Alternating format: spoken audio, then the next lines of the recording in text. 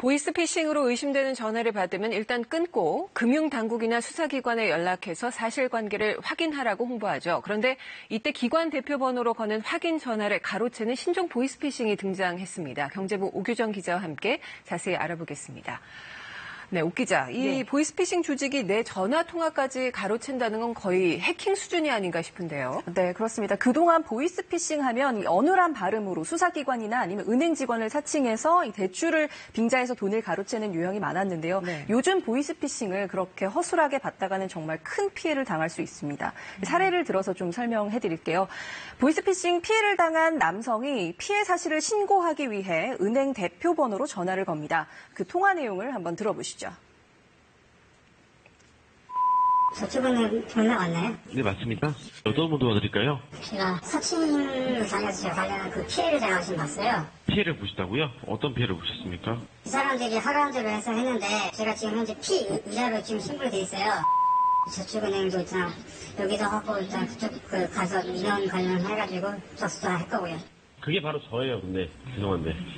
네? 그게 바로 접니다. 그게 무슨 얘기예요? 당황하셨죠? 그게 바로 접니다. 잘 쓰겠습니다.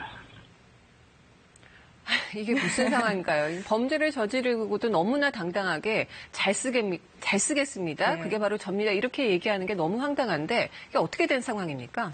네, 그러니까 자신의 휴대전화에 악성 코드가 심어져서요. 그러니까 그 은행 대표 번호로 전화를 해도 그게 보이스피싱 조직에게 연결된 건데요. 네. 이 사건의 전말은 이렇습니다.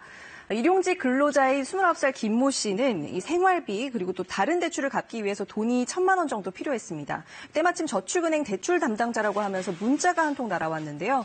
최저 3.9%의 낮은 금리로 대출을 해주겠다는 내용이었습니다. 네. 그래서 김 씨가 전화를 걸어보니 은행 직원은 대출이 가능하다면서 금융감독원에 확인도 해보라고 했고요. 김 씨는 곧바로 금감원에 전화를 했고 합법적이니까 진행을 해도 문제가 안 된다는 안내까지 받았습니다. 금융감독원 콜센터 없냐. 그러니까 거기서 봤대요. 이렇게 이런 대출 상품이 있다고 하는데 뭐 하나 이런 상품이 있대요. 그리고 합법적이니까 진행해도 문제가 안 된대요. 믿고 대출을 신청했지만 의심스러운 점이 한두 가지가 아니었는데요. 네.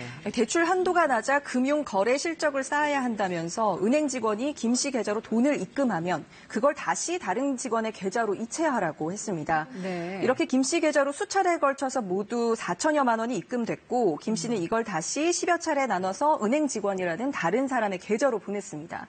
이런 과정이 반복되는 게 의심스러웠던 김 씨는 저축은행 대표 번호로 다시 전화해서 확인을 했지만 문제가 없다는 답변이었습니다.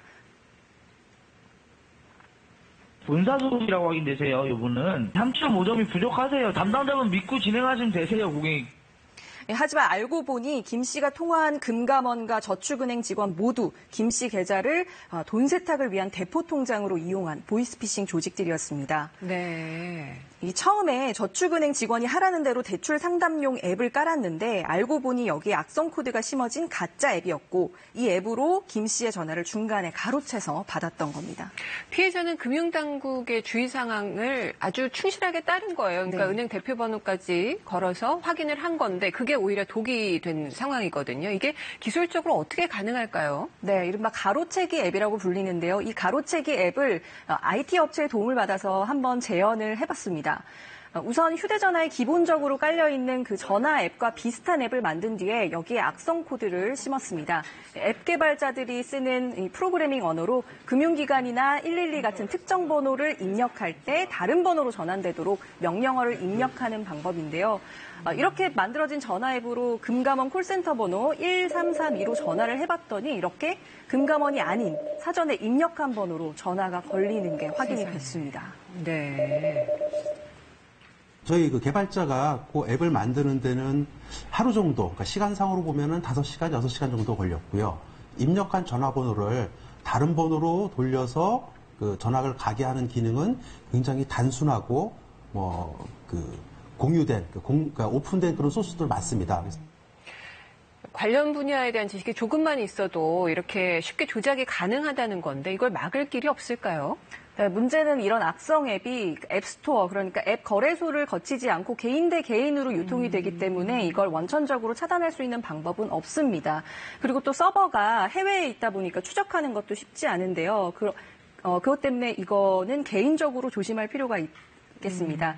우선 다른 금융기관에서 대출이 안 된다고 했는데 갑자기 대출을 해주겠다고 하면 일단 의심을 해보는 게 좋고요. 네. 그리고 정상적인 금융기관은 개인 대 개인으로 링크를 보내주면서 앱을 깔라고 하지 않거든요. 그렇죠. 그러니까 그건 깔지 않는 게 좋겠습니다. 그리고 혹시 깔고 난 다음에 의심이 된다면 본인 전화가 아닌 다른 사람 전화로 한번 확인할 필요가 있을 것 같습니다.